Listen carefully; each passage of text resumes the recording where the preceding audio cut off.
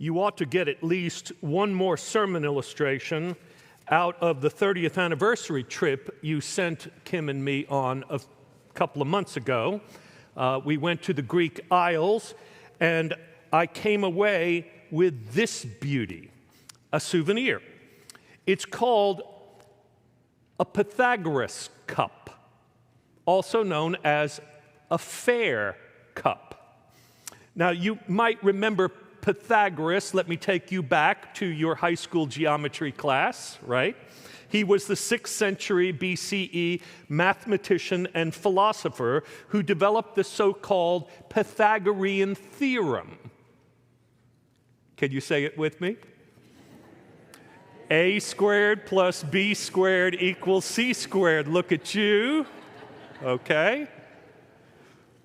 So true to his sense that mathematics is at the very heart of reality. Do you agree, Sam? Right, yes, of course. He believed everything in life should balance like an equation, and that included the way we live.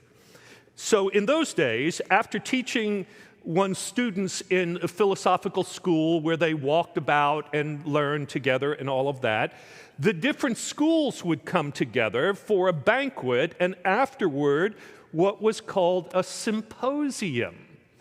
At this symposium, there would be some drinking, and then some philosophical debate among the schools, you see.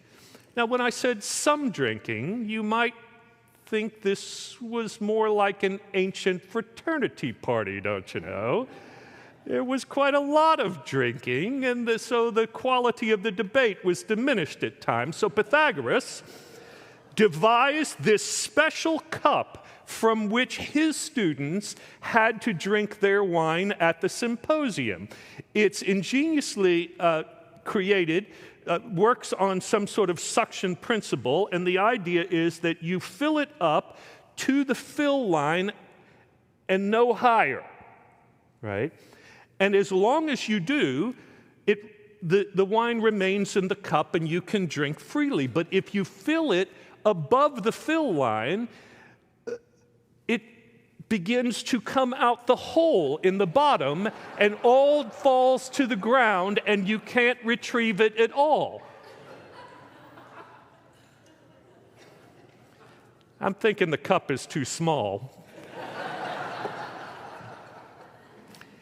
Anyway, the fair cup was designed as a lesson in moderation of drinking, but it came to be used as a lesson in moderation about greed. If all we do is accumulate wealth and never share it, we will lose it. Greed has a way of hurting the one who keeps it as much as those who should be sharing in it. In Paul's second letter to the church at Corinth, he might as well have used the fair cup for his illustration about moderation and mutuality in giving. He quotes the book of Exodus. The one who had much did not have too much, and the one who had little did not have too little. Twice in one sentence, he refers to the principle of fairness. It is a question of a fair balance between your present abundance and their need, so that their abundance may be for your need, in order that there may be a fair balance. When there is a fair balance in the community of faith between abundance and need, everyone flourishes. And giving is the heart of this. When the church functions in this way, the church flourishes. We've come to the third in our stewardship series called What's Your Why? My goodness, thank you, Vic, for nailing that this morning for us from your personal experience. We're focusing today on giving that sustains our community and empowers our mission.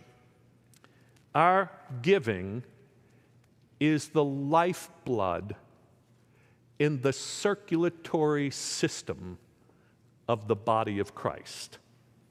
When we give according to the principles Paul lays out here, we are a healthy church. And when we do not, we are anemic and can't function as God has designed us. Now, the easiest thing to do, and some would think the fairest, in order to fund our ministries here, would be simply to assess all of our members equal dues, right? We would set that number at what we think would be the minimum needed in order to carry out the ministries of our church.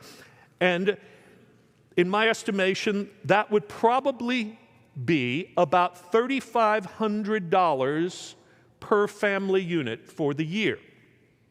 Pay your equal share, and we're good. But we wouldn't really be good.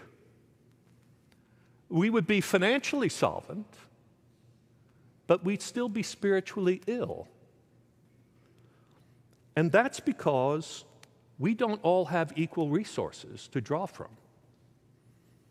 We would burden some members terribly by that plan. And maybe not so obviously, we would equally, in a terrible way, leave some off the hook. It's obvious to see how, if giving that much would be a heavy burden, and how it would hurt those who have little to give. But those who have a greater capacity to give and who don't give their fair share would equally contribute to what is more of a divisive plan of giving in the church rather than a unifying one. Now, we operate this church with what we call a unified budget. That means we all give into one fund to make our agreed upon goals for spending, rather than inviting everyone to give into different funds that meets their individual fancies. When you give to the unified budget, you pay the light bill, provide for the staff, and power the mission and ministry of the church, which is all good. But the way we give might also be called unifying giving, because it draws us together in a great exercise of godly stewardship that is good for everyone. The Christian benchmark for unifying giving is the tithe, and you just heard Vic describe it. And now there's a lot of misunderstanding about this word tithe. It is often used in church circles as just a spiritual word for giving. But actually, the word literally means 10%. And everyone should have the goal of giving 10% of what they are earning as a baseline of giving to the Lord through the church. If we were all to do that, based on where we live and the statistics of our income levels that we can derive from local sources, our unified budget would probably be about 3 times what it currently is. Can you imagine what the ministry and mission of this church would be if we all did that?